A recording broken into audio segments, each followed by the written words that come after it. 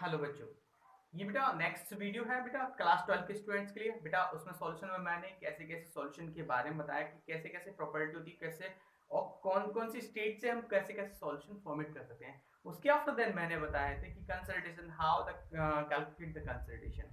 इसमें कंसल्टेशन को मैंने काउंट आउट किया था। ठीक है, अब नेक्स्ट मैं मोल फ्रैक्शन के बारे में लेके आया। Mole fraction how be calculate the mole fraction, moles of the components in the solution। कैसे हम कितना परसेंटेज हमारे मोल्स डिसॉल्व हैं सॉलिड के पास कंपोनेंट्स, सॉलिड कंपोनेंट के मोल्स किसी सॉल्यूशन में कितने परसेंटेज में डिसॉल्व है। क्लियर हो गया? तो मोल फ्रैक्शन है। ठीक है, तो मोल फ्रैक्शन के डेफिनेशन के अकॉर्डिंग बोलता है the ratio of the number of moles, the ratio of the number of moles of one component to the total number of the mole of the solution। ठीक है, number of the moles of the solution, यानी आपको पहले एक component, जिस components को आपको निकालना है उस कंपोनेंट्स के मोल पता होना चाहिए। उसके आफ्टर देन पूरा सॉल्यूशन जो है उसके भी मोल्स आपको पता होना चाहिए। बेटा मोल्स, इससे पहले हम मोल्स के बारे में डेफिनेशन के अकॉर्डिंग हमने फॉर्मूला है कि मोल्स क्या होते हैं। मोल्स होता है mass upon W upon N, क्या वेट अपॉन मोलर मास, यानी कि जितना हमारा वेट है उसको क्या डिवाइड कर दें किससे, मोलर मास से। सपोज दैट Na के 2 ग्राम्स Na में मोल फाइंड करने। आपको ये 9th क्लास की वीडियो बेटा, 9th क्लास में सॉल्यूशन करा रखा होगा कि 9th क्लास में कि मोल्स कैसे निकालते हैं। ठीक है, आपने सीख रखा होगा, फिर भी मैं बता रहा हूँ। 2 ग्राम्स ये क्या है, डब्ल्यू हो गया, वेट हो गया। अब Na का कितना होता है 23। तो हमने क्या करा, वेट कितना होगा 2/23। अब आप डिवाइड कर लीजिए, इसका सॉल्यूशन जो आएगा वो आपके मोल्स होंगे। क्लियर होगी बेटा? नेक्स्ट ये है कि अब इसका मोल फ्रैक्शन का फॉर्मूला क्या, mole fraction of the one component equal two moles of the one components upon total moles of the solution. Clear हो गया?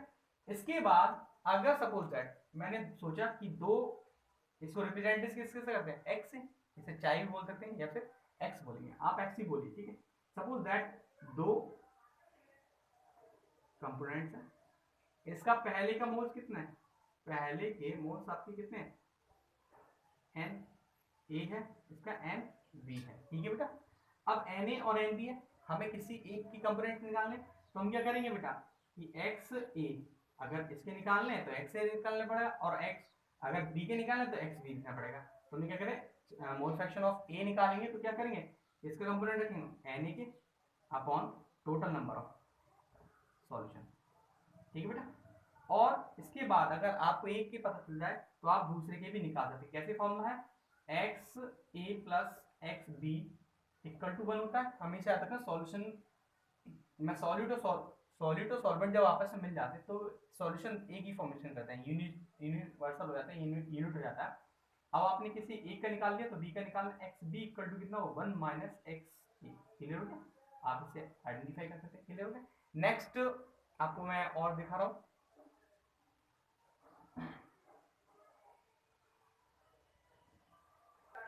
हाँ बेटा, तो यहाँ पर हम मोलरिटी के बारे में बात करेंगे। मोलरिटी क्या होती है कि बेटा number of the moles of solid किसमें डिसॉल्व होते हैं, किसमें होते हैं, सॉल्वेंट में। कितने, 1 किलोग्राम सॉल्वेंट में जितने number of the solute dissolve कर सकते हैं उसकी, उस सॉल्यूशन की क्या कहलाती है, मोलरिटी कहलाती है। क्या कहलाती है, मोलरिटी। की डेफिनेशन के अकॉर्डिंग आप लिखना चाहें तो लिख सकते हैं number of the moles of solute dissolve in kilogram of the solvent. ठीक है, it is denoted by the small M, ये स्मॉल एम से रिप्रेजेंट किया जाता है। तो इस डेफिनेशन के अकॉर्डिंग फॉर्मूला होगा molality equal to number of the moles of solid upon mass of the solvent in kilogram. Clear हो गया? आप इसे किलोग्राम में नहीं है, अगर सॉल्वेंट आपका किलोग्राम में नहीं है तो आप इसमें ग्राम में भी लिख सकते हैं। तो ग्राम में जब आप लेंगे तो उसको आपको 1000 से मल्टीप्लाई करना पड़ेगा। आप और इसे शॉर्ट फॉर्म में अगर डिनोटेट करना चाहें तो क्या करेंगे, small m equal to w upon m dash, w into 1000 m dash upon sorry m dash into w। ठीक है, क्लियर हो गया? यानी यहाँ पर स्मॉल m आपको मोलरिटी है, जबकि w आपका क्या है, वेट ऑफ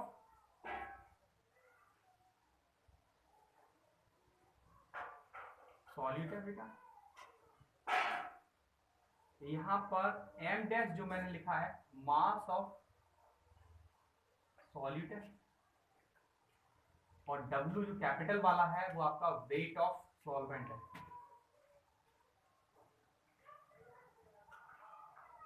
क्लियर हो गया बेटा?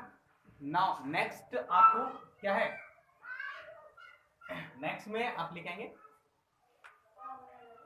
हाँ तो यहाँ पर बेटा अब नेक्स्ट पॉइंट से आपका मोलरिटी। मोलरिटी वो मोलरिटी था, यहाँ रा और ला का अंतर है थोड़ा बस, और कुछ नहीं है। Number of the moles of solute dissolve in 1 litre, वहां था 1 किलोग्राम में, यानी मास में, सॉलिड मास में अगर सॉलिड में मोल्स डिसॉल्व होते तो वो मोलरिटी होता है। अगर रेटी है तो इसका मतलब 1 लीटर में आपको डिसॉल्व करना पड़ेगा क्या, 1 लीटर सॉल्यूशन में डिसॉल्व करना पड़ेगा मोल्स किसके, सॉल्यूट के। आप अगर चाहें तो एक ट्रिक होती है, ट्रिक क्या है, क्योंकि अक्सर बच्चे भूल जाते हैं, मोलालिटी तो किलोग्राम में, मोलारिटी कितना 1 लीटर, ठीक है, याद रखना ये ट्रिक है आपकी, भूलने की कोई प्रोबेबिलिटी है ही नहीं वैसे तो आपने डेफिनेशन के अकॉर्डिंग क्या बोला, number of the moles dissolve हो रहे हैं किसमें, 1 लीटर सॉल्यूशन में। क्लियर हो गया? तो आपने डेफिनेशन के अकॉर्डिंग फॉर्मूला बनाया, molarity equal to number of the moles of the solid, इसमें डिसॉल्व हो रहे हैं, वॉल्यूम ऑफ द सॉल्यूशन इसमें लीटर में। अगर लीटर में ना मिले तो आपको किस में मिला, ml मिल रहा है सॉल्यूशन, तो सॉल्यूशन ml मिलना है तो आपको किस से मल्टीप्लाई करना है, 1000 से, बाकी फॉर्मूला वही रहेगा। इसको खा के क्या करा हमने, नंबर ऑफ द मोल्स क्या होता है, मोल्स W/m होता है, W/m बदलिए सॉलिड के, और V वॉल्यूम हो गया। अगर ये ml में है, अगर ये ml में है तो 1000 से मल्टीप्लाई करेंगे, अगर ml में नहीं लीटर में है तो हम 1000 से मल्टीप्लाई नहीं करेंगे। अब आपका नेक्स्ट फॉर्मूला होता है कि अगर आपका वेट दे रखा है, किसका, सॉलिड का वेट दे रखा है ग्राम में, और इसके साथ डेंसिटी दे रखी हो, किसकी, डेंसिटी दे रखी हो सॉल्यूशन की, तो डेंसिटी सॉल्यूशन दे रखी, तो आप क्या करा, m equal to x into D into 10 upon m। Clear हो गया, x, ठीक है, तो आप ये सॉल्व कर सकते हैं। क्लियर हो गया? नेक्स्ट आपने क्या करना,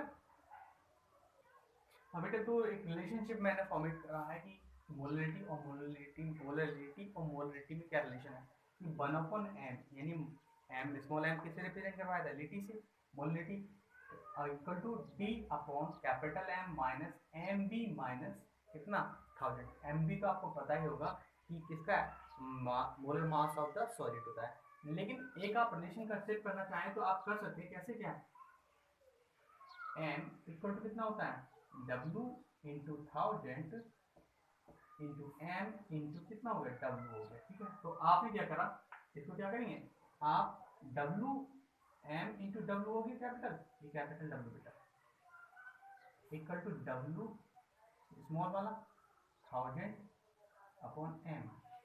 इसी तरीके से आपको कैपिटल M वाला फॉर्मूला था, कैपिटल M इक्वल टू कितना हो गया, रिलेशन नंबर 1 हो गया, वही स्मॉल w इंटू 1000 इंटू कितना हो गया, small m into v, m capital M into v equal to कितना होगा, w up into 1000 upon m। Second number अभी कंपेयर करें हम तो क्या हुआ, ये से कैंसिल हो जाएगा तो कितना हुआ, small m into w equal to capital M into v, ठीक है। अब पहले भी रिलेशन है जो कि मोलरिटी और मोलरिटी दोनों ही होंगे। क्लियर हो गया? नेक्स्ट, हाँ बेटा तो यहाँ पे टॉपिक है फॉर्मेलिटी का। फॉर्मेलिटी का क्या मतलब होता है कि number of the formula mass in gram present in the 1 litre, 1 litre में जितने फॉर्मूला मास प्रेजेंट होते हैं उसे फॉर्मेलिटी कहते हैं। जैसे क्या है, 1 लीटर सॉल्यूशन में NaCl की कितने, NaCl के कितने number of the solute present हैं। क्लियर हो गया? तो फॉर्मेलिटी इक्वल टू कितना, number of the gram of formula mass of the solute. Solute कौन सा है, नमक खुला हुआ है, NaCl डिसॉल्व है किसमें, वाटर में, ठीक है। Volume of the solute in litre, 1 litre solution में नंबर ऑफ द सॉलिड कितने डिसॉल्व है वो मान के फॉर्मेलिटी कहलाती है। क्लियर हो गया? Next, normality. नॉर्मलिटी क्या है, number of gram equivalent of the solid present, number of the gram equivalent of solid present in the 1 litre solution. इसमें भी 1 लीटर है, उसमें भी 1 लीटर है, बट उसमें फॉर्मूला मास है, लेकिन यहाँ पर कितना है, ग्राम इक्विवेलेंट मास है। क्लियर हो गया? तो नॉर्मलिटी इक्वल टू क्या होगा, number of equivalent mass of solid upon form volume of solution in 1 litre, ठीक है। यहाँ इसको फॉर्मूले को ड्राइव करा, कैसे करा, W B upon E V into 1000 upon V. Clear हो गया। इसको अगर क्या है, अगर हमारा मास किसमें, सॉलिड किसमें दिया, मास ग्राम में दिया, और सॉल्यूशन की इसकी डेंसिटी कितनी दी है, सॉल्यूशन की डेंसिटी दी हुई है, तो क्या करेंगे, normality equal to X into T into 10 upon कितना हो गया, ई वी हो जाएगा। क्लियर हो गया। Now next is that,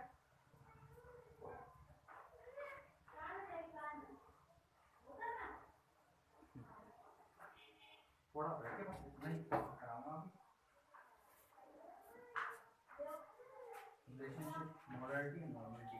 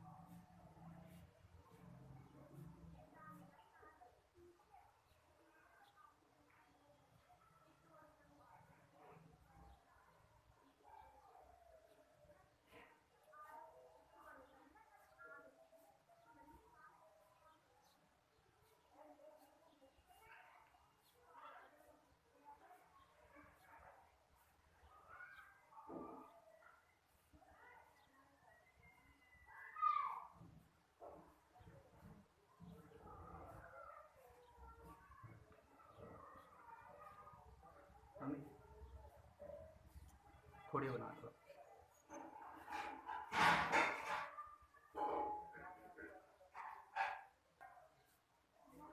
yes next बोला तो हटने की देर मत क्या करो, एकदम फटाफट हटा दे करो। सनी चल रही है अभी।